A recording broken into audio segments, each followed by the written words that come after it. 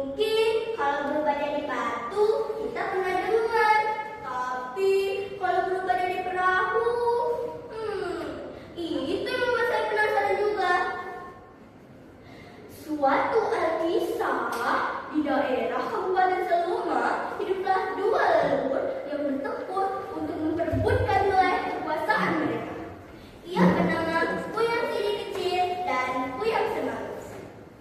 Awal mula terciptanya legenda batu perahu ini berkobarlah perang antara Kuyang Siri Kecil dan Kuyang Semangus yang sedang bertempur di wilayah perairan air Seluma dan air Subang.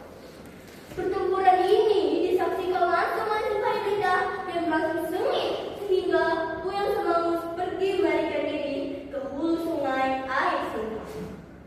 Namun belum tiba di daerah tempat asalnya, ia sudah dikejutkan oleh suara si pahit lidah dan langsung terjun ke sungai dan melarikan diri akibat sumpah serapah si pahit lidah yang mengubah perahunya menjadi batu.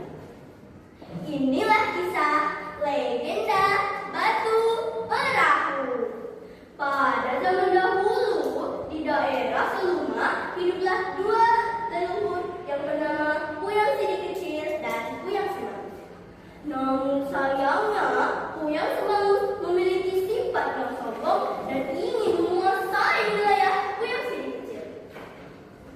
Dayung, dayung, air mengalir,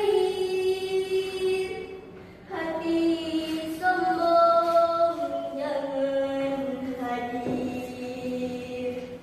Siapa engkau merasa kuat, bisa menyesal sangat terlambat. Suatu hari, Kuyang Siri Kecil sedang bertapa di dekat sungai. Tiba-tiba, dari sini kau berada, Kuyang Siri Kecil. Siapa itu? Aku sedang bertapa. Tolong jangan mengganggu. Kuyang Semangus tidak menghiraukan perkataan Kuyang Siri Kecil. Ia terus menyerang Kuyang Siri Kecil. Kuyang Semangus, apakah kau yang menyerangku? Aku datang untuk menguasai wilayahmu. Tidak ada yang lebih kuat dariku. Wah, percaya dirinya tinggi sekali teman-teman. Tapi jangan ditiru ya. Kesombongan tidak akan membuat kebaikan. Aku akan menghancurkanmu